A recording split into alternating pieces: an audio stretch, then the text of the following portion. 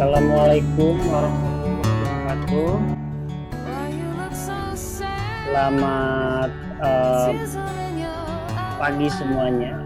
Kali ini saya Iman Janatul Khairi akan menjelaskan materi kita selanjutnya, yaitu berkaitan dengan peristiwa-peristiwa penting di Eropa.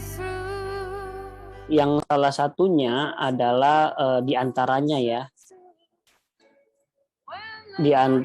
adalah peristiwa yang kita anggap penting tentu saja, yaitu adalah peristiwa munculnya berbagai peristiwa seperti Renaissance, merkantilisme, reformasi gereja, Aufklärung, dan revolusi industri.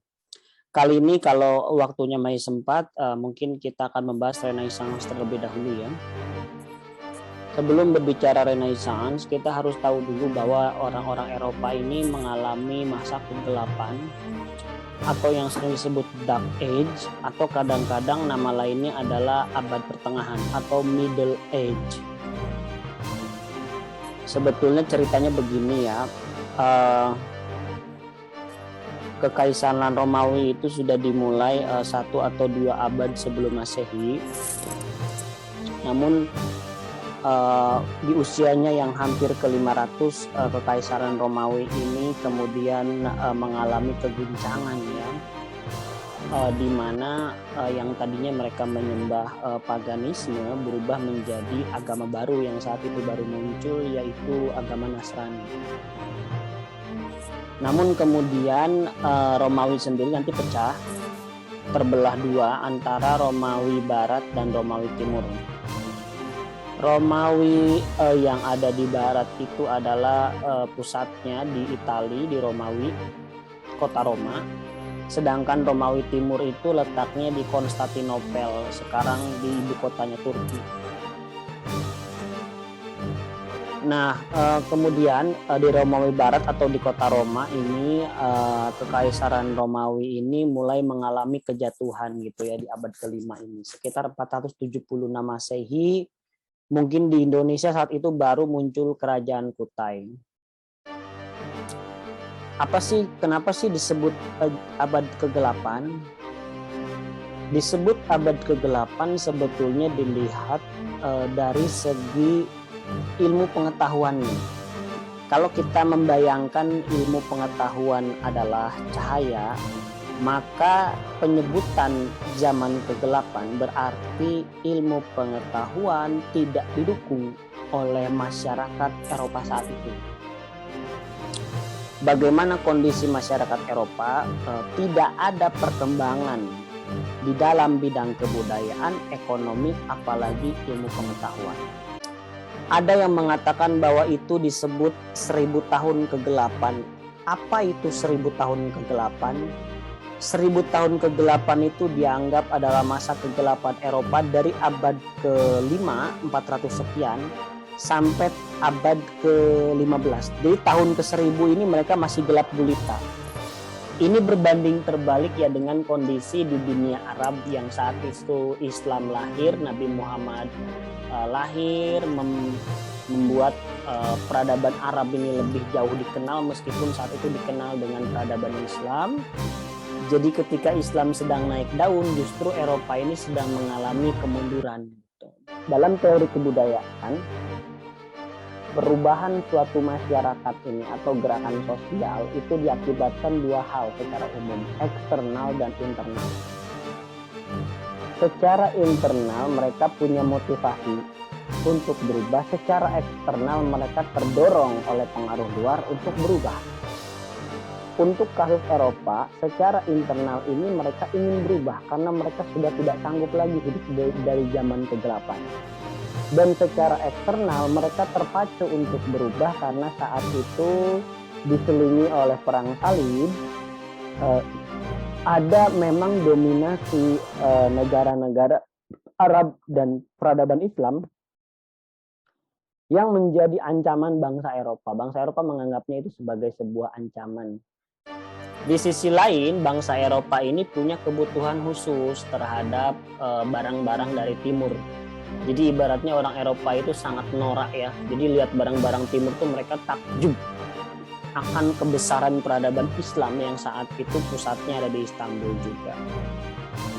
Kenapa ini penting disebutkan? Karena nanti ketika puncak ilmu pengetahuan intelektual Islam itu sedang meningkatnya, bahkan orang Islam itu sangat haus akan ilmu pengetahuan, sehingga mereka itu sangat rajin sekali untuk menerjemahkan naskah-naskah kuno milik orang Eropa sendiri, seperti naskah-naskah Latin dan juga naskah-naskah Yunani, diterjemahkan ke dalam bahasa Arab. Nah, penerjemahan ini karena pemimpin politiknya saat itu, sultannya, sangat mendukung perkembangan ilmu pengetahuan.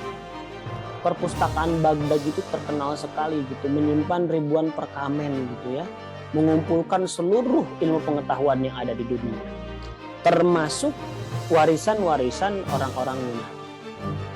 Oleh karena itu, kalau kalian mempelajari tentang Renaissance, pasti kalian selalu diingatkan ya tentang sebuah kota di Italia, Venesia, karena munculnya Renaissance itu dari seni terlebih dahulu.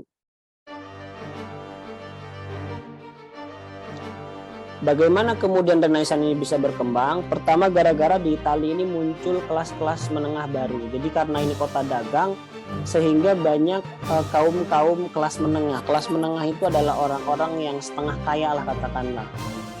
Jadi mereka punya pemahaman tentang dunia yang lebih optimis. Gitu.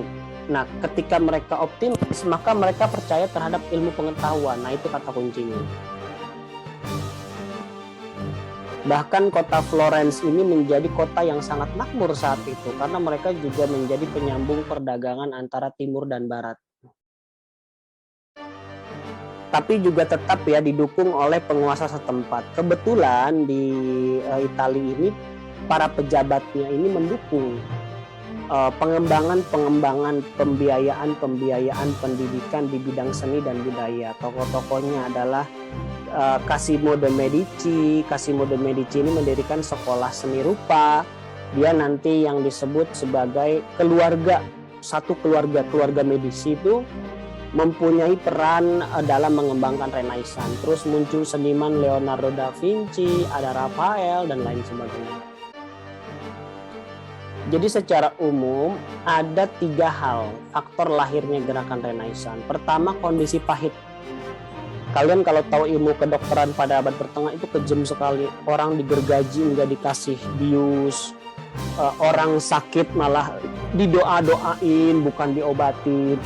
Di saat yang sama ilmu pengobatan di dunia Islam sudah semakin maju. Kita sudah menemukan cara sesar ya apabila bayi sulit melahirkan. Sedangkan di Eropa sendiri kalau ada orang sulit melahirkan itu dianggapnya ada setannya lah dan lain sebagainya. Sekarang kebalik ya, orang Eropa justru yang lebih rasional, sekarang orang Islam yang justru lebih dekat ke mistik-mistik ya. Nah, kemudian keadaan pahit tersebut memicu lahirnya Renaissance. Yang kedua adalah jatuhnya Konstantinopel. Justru ketika Konstantinopel sebagai ujung tombak kota dagang Eropa ini jatuh ke dinasti Ottoman, orang Eropa tidak bisa lagi membeli barang-barang dari Asia.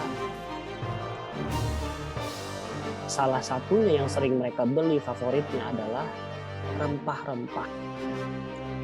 Justru karena jatuhnya Konstantinopel, mereka nggak bisa beli barang lagi, mereka mencari jalan gimana caranya bisa beli barang. Yang ketiga, penemuan mesin cetak, sehingga orang-orang Eropa ini bisa mencetak teks-teks suci, kitab suci mereka, agama Kristiani tentu saja. Di bidang seni budaya, ini munculnya sikap positif terhadap duniawi. Tadinya tuh dunia itu dihindari, pokoknya bid'ah lah, pokoknya salah, dosa. Di bidang ekonomi politik itu yang paling penting. Munculnya kesadaran bahwa kalau ingin maju dan kuat, maka ekonominya harus kuat. Nah, ini yang disebut sebagai merkantilisme, di mana negara-negara Eropa berlomba-lomba untuk menjadi kerajaan dengan stok ataupun stok kekayaan yang besar. Jadi kalau emasnya banyak berarti dia kekuasaannya hebat, seperti itu. Terjadilah perlombaan ya. Terutama Inggris dan juga Prancis ya. Nah, merkantilisme inilah, perlombaan untuk memperkaya negaranya masing-masing, membuat orang Eropa terpacu untuk melakukan penjelajahan samudra yang dalam bahasa Inggris disebut the age of discovery, abad penjelajahan, di mana mereka ingin mengembangkan ekonomi yang membutuhkan sumber daya alam yang tidak ada di Eropa seperti rempah-rempah. Nah, ini adalah pendaratan pertama dari Christopher Columbus. Saya kira cukup sampai di sini. Nanti kita akan dilanjutkan kepada pendaratan Columbus. Cukup sekian penjelasan dari saya. Silakan dibaca lagi buku Erlangganya mengenai peristiwa penting di Eropa ya.